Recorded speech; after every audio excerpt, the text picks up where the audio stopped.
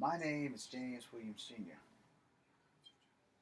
This is Kung Fu Havoc number 2, and this is part 4 of the martial arts. Now,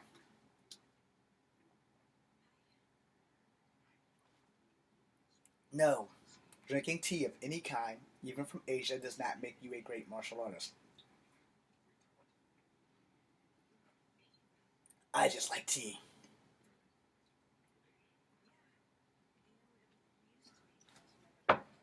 But more importantly than tea, I love Kung Fu.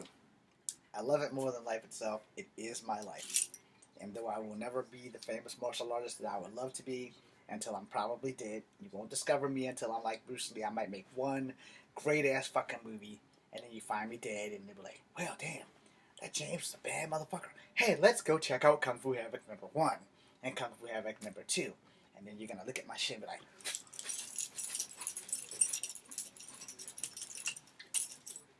no, that's not a special effect. Yes, I am just that fucking quick. 2, you're going to be like, why didn't we discover him way back then? Well, before I go deep into this martial art thing, let's go to the fact that every time I've gone to a casting list, casting call, or whatever, I am not what they're looking for. They don't make movies about people like me. They don't make movies about people who are multicultural, unless they're famous. So somewhere along the line in the next 40 years, someone's going to play Dwayne "The Rock" Johnson. Someone's going to make a brand new Tiger Woods story, because you know they have to keep up with their lives and everything. No one's going to make a movie about James Williams Jr. No one. They're not going to find somebody who looks like me. They're not going to find somebody who's half black, half Native American, half white, and kind of go through the shit I've gone through in life. And they're going to be like, oh, damn, he's dead. When did that happen? Well, this is why when you go to these things, you have to understand if you don't have a gimmick, it's very hard to get famous. Now, I will tell you before I go into deep thought of martial arts, Brandon Kramer was my alternative name. And why did I pick Brandon? To honor Brandon Lee and to honor Stephanie Kramer. However, when I found out that Stephanie Kramer was not dead and that she's still alive and still making films and stuff, that kind of made me decide maybe I ought to just go with my real name. So here you have it, James Edward Williams Jr. Now, the only way that I would use another name, my nephew gave me a Chinese name. It was Fang Fang. Now, I could use that. My mom gave me a Native American nickname, Crazy Hawk. I can use that. In fact, that's my kick, Crazy Hawk 616. Alright, so, any takers? There you go. Not all at once. I don't have an Instagram, and I don't have a Twitter because I don't know what they are. But what I do know is that Steak Snake, Crane Strike and Steak Snake are pretty much the same. Snake, wall fist, here, boom. Crane, hands here, same strike. Block, strike. So when you see that, then you turn into tiger, turn to dragon. When you see things like that, you know, they work really well on film. Not so much in the streets. So what I would tell a person in the street, if you're going to break into a tiger, a dragon, a crane, a mantis, a snake, I got your number. Simple as that. I got your number. Now, if you break into that and you start doing some fiddler feet wushu shit, you might got mine. Because I wouldn't be expecting that, because I know that these snake forms and stuff don't have a whole lot of high kicks. A lot of them are more southern Shaolin with the low kicks. Unless it's northern Shaolin that has low kicks and southern Shaolin that has high kicks. It's very confusing. Again, Google it, or slide finger. So, I have the book, Tao of Jeet Kune Do. I don't know what I did with it, but I do have it. I only bought it because Bruce Lee is my hero. And Bruce Lee made maybe 7 movies, not counting the TV shows and things, and he wasn't really discovered here in America. He had to go back to his ancestral home.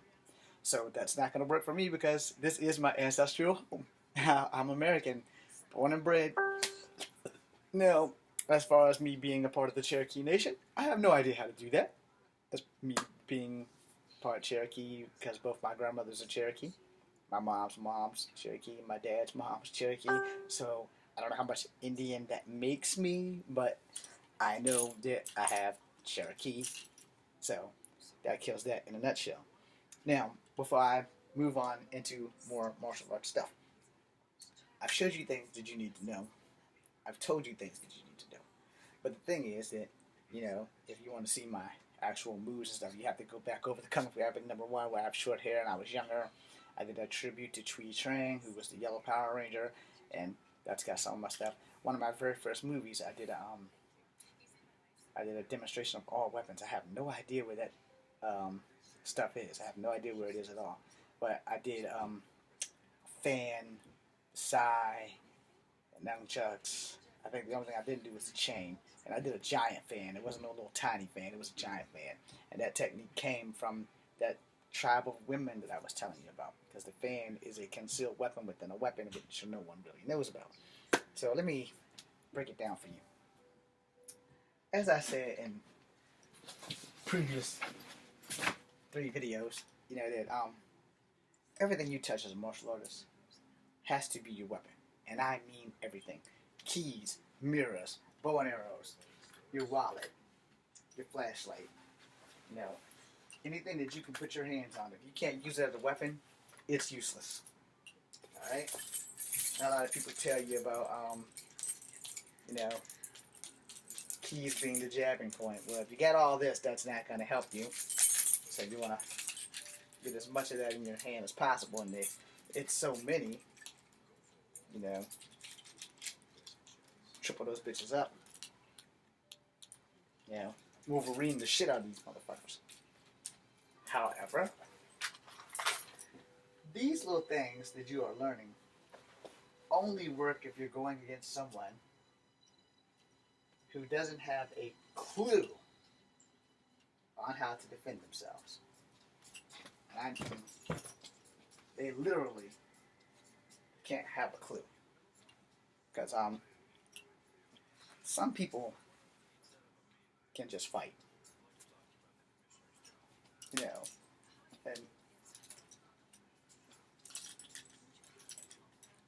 some people can't. Sorry, Days of Our Lives is distracting me. So, when you're striking this way, that red strike, your primary target would probably be the throat if I'm teaching you. If someone else is teaching you, I don't know what the hell they're going to tell you your target is. But for me, because I'm small, your primary strike, this is going to be a block. But this here is your strike. So your primary strike is going to be a throat. Now, let's say the guy's coming at you from this side. You want to get to the outside. Clap. So with that, you're clapping the elbow and this. This is pushing, this is pulling. So you're going to break them at the elbow. And you're thinking, why are you going to tell me to break it at the elbow? Steven Seagal breaks it at the wrist. 1, I'm not Steven Seagal. 2, there's a pressure point in here that's an artery that controls the flow of your hand. No, I'm not doing that by messing with this. I'm just letting you know that in here, if this gets broken, this has a less chance. If you do your fingers like this while you're pressing in here, you can feel those veins and stuff twitching. So therefore, I am correct. You do hear damage here, and it's gonna do a little bit more damage when they're fighting. Now here's the thing, all right? I'm gonna say this because most people aren't gonna say this because they're scared. They're chicken shit. They're not gonna tell you the truth. All right. In a fight, if you are not a strong fighter, then you have to be a smart fighter. It's better to fight smarter than harder, alright? So when someone's throwing a punch to you, for karate, it's always block and counter. But if they know karate, it's going to be a block and counter contest all fucking day long. It's going to block punches, it's going to block kicks, it's a block and counter. It's going to be a learning experience from hell. When you're doing kung fu, and they throw the punch, it's always step to the outside of them, snap at the joint, not at the wrist, at the joint, slide down their body, which means you're sliding up their arm, strike to the throat. Fight's over. Unless this motherfucker is tough as dog shit. But also while they're in, and you have them, you slid them this way. Now you're on this side of their body. You're the outside. You can throw the foot that's closest to their body into their face. If that slide up the arm and hitting the throat doesn't work, that damn foot damn sure will. Now, unless this guy is like steroid jacked, can't feel anything, in that case, eyes. You know, motherfucker can't see. He can still fuck you up, but he has to get a hold of you to do so. You know, and if he got a hold of you, he can't beat you if you don't keep your head in the same spot more than once. You know, because once he gets a hold of your lapel, you might be in some fucking trouble. But only if his hits connect. And that's the thing about a fight. No matter who you are, no matter what you're doing, no matter how great of skill you are, the fight doesn't knock a person out if you don't connect with them. You know? Now, in that event, tip your forehead, because supposedly a boxer will tell you that this is the hardest part of the human skull. I'm just going to tell you to just, like, avoid having them grab you first. And if they do grab you, pull and throw. Use their momentum. Or if they grab you and they're going to body slam you, put your knees into their chest, just below where their sternum. If a person had breast, you would put them right under the tits. Right? Like for the bra, you're going to put it right there. And then you want to take these elbows and you want to dive them. Let me see. This might work. Right in there, in that little dent in their shoulder blades. Now you're thinking, well, James, why are you doing that? Why are you showing us this? Because here's the thing.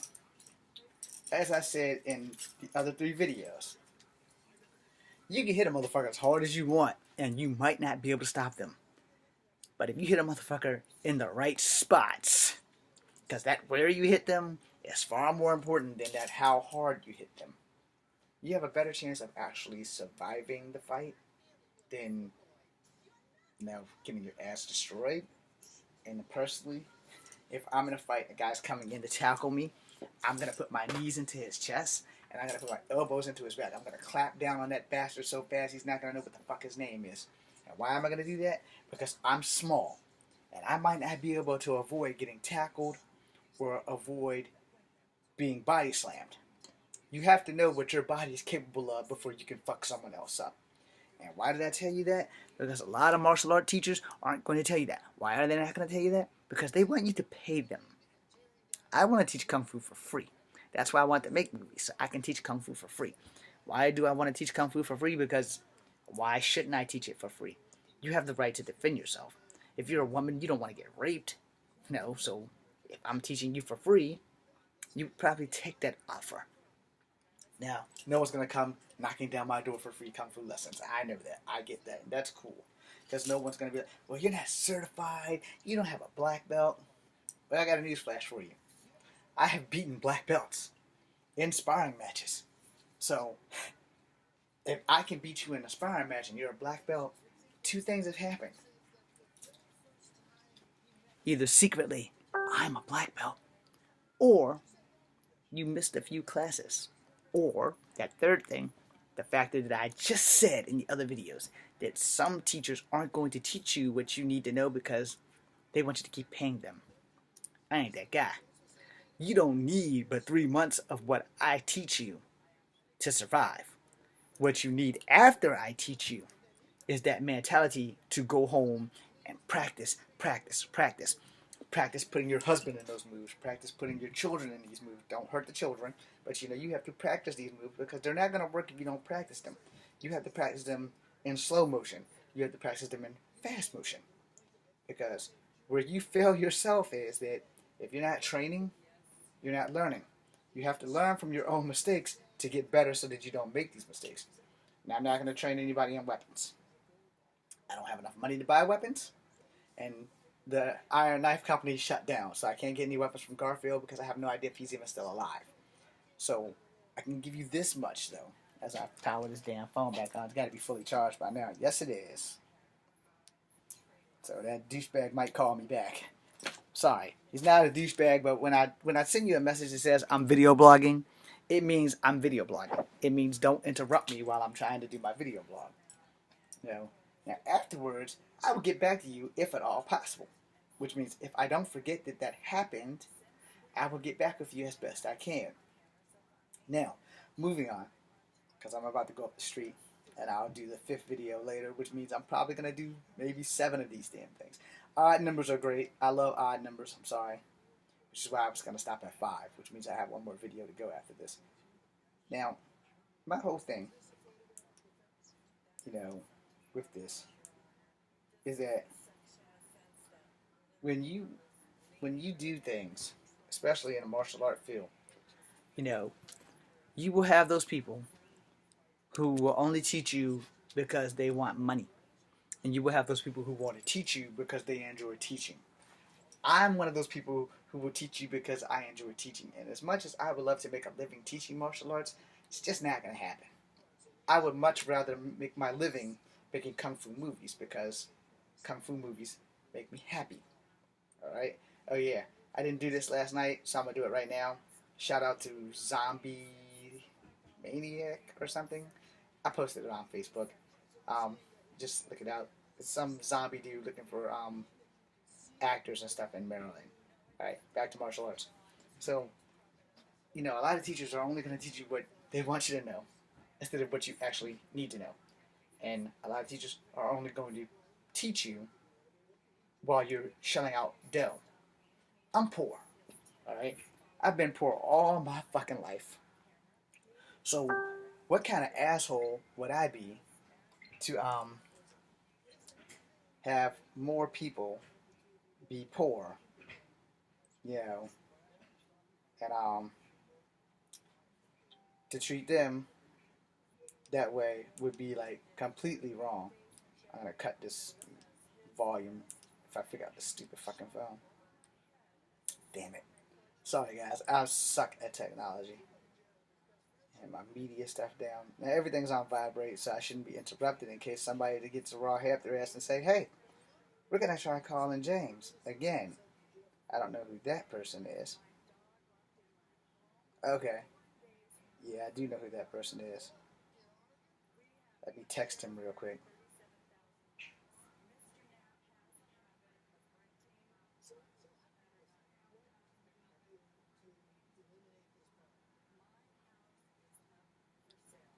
Anyway, so as a person who's grown up poor, the last thing I want to do is to make more poor people suffer instead of learning and shelling out dough. It's like, hey, we got all this money right here, Jay. We're gonna pay you this money for you to teach us how to fight.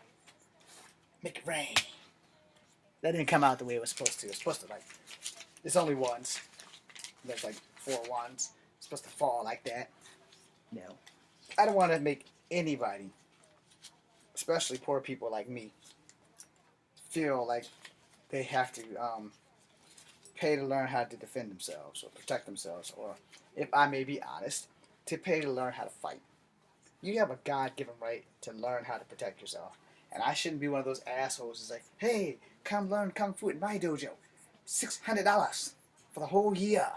No, I'm not going to do that. And for anybody with that Asian accent that I offended, I'm sorry. But it is the truth. A lot of people will only teach you what they want you to know. And the more you pay them, the more cash flows for them, the more lessons flow for you. I don't want to do that. Because I went broke taking Taekwondo. When I got down to it, and with all due respect to my late master Ennis, or Sensei Ennis rather, I had to make a choice while I was in school. I was in high school, and it was, if I lose my car, my mom's going to kill me. If I lose my martial arts, I can still train with everything that I've learned from him and still be a great student, but I can't lose my job or my car. And I had to make that executive decision to give up martial arts to keep working.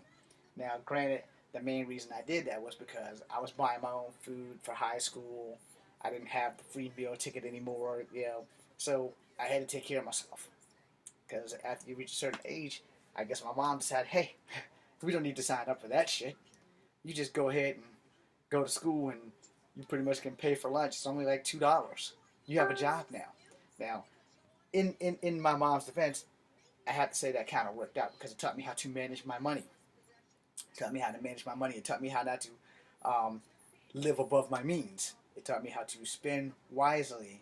$20 for my gas tank, $20 to get me through school for the week, and everything else goes into my car insurance and my car payments.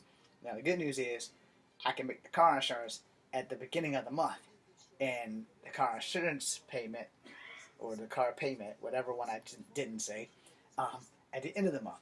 And I got paid every 2 weeks, so I can manage my money properly. Thank you, Mom, for that. But thank me for having the mindset to know that this is how you manage your money. You set your bill money aside first, and then you set your personal money aside next. And once you can do that, you're good to go. So first you pay your bills, and then you pay for your thrills. Remember that. Now, as a martial artist, I refuse to make someone pay me for something that I'm really not teaching you anything. I'm unlocking skills within you that you already have, and you have to do the rest. So I teach you snake strike. I teach you snake and crank. Boom. I teach you tiger. I teach you dragon. I teach you the snake, the crane, the mantis. I'm teaching you things. I'm unlocking things that you have here and here. Your job is to come to me to open that door. Now I can either walk you through the door or I can throw you through the door. Some people learn better when they're thrown to the wolves than when they're walked in holding hands. The difference between a teacher and a master is knowing who you need to throw through the door and who you need to walk through the door.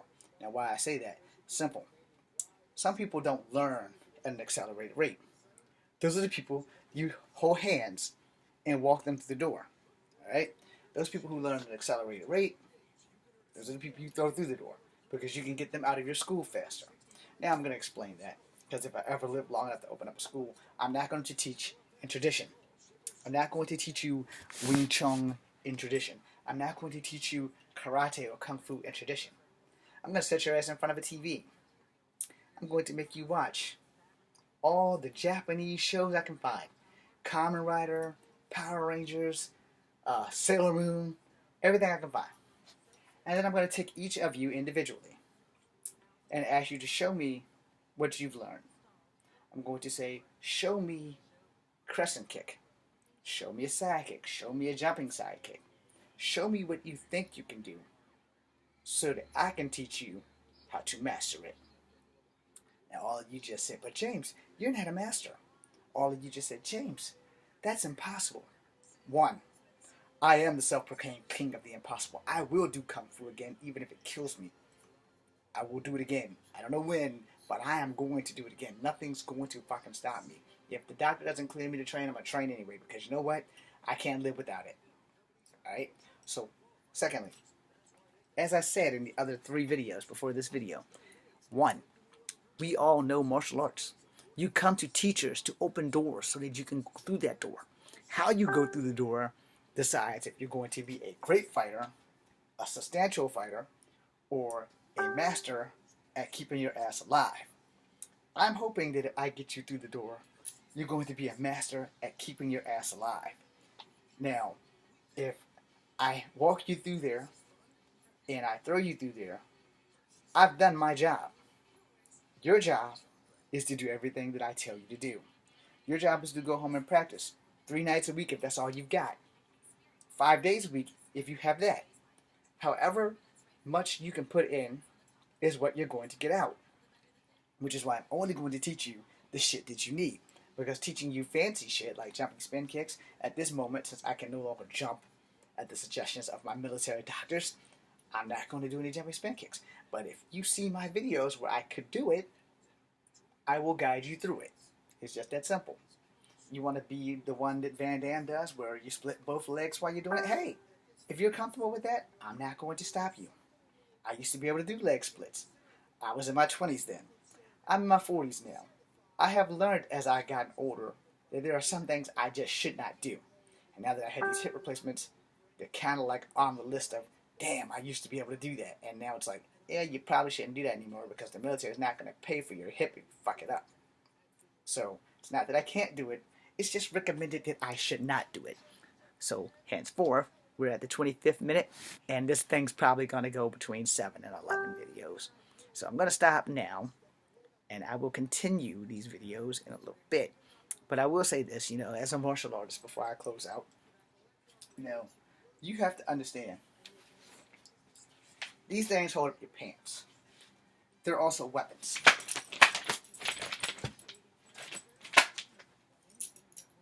Lint.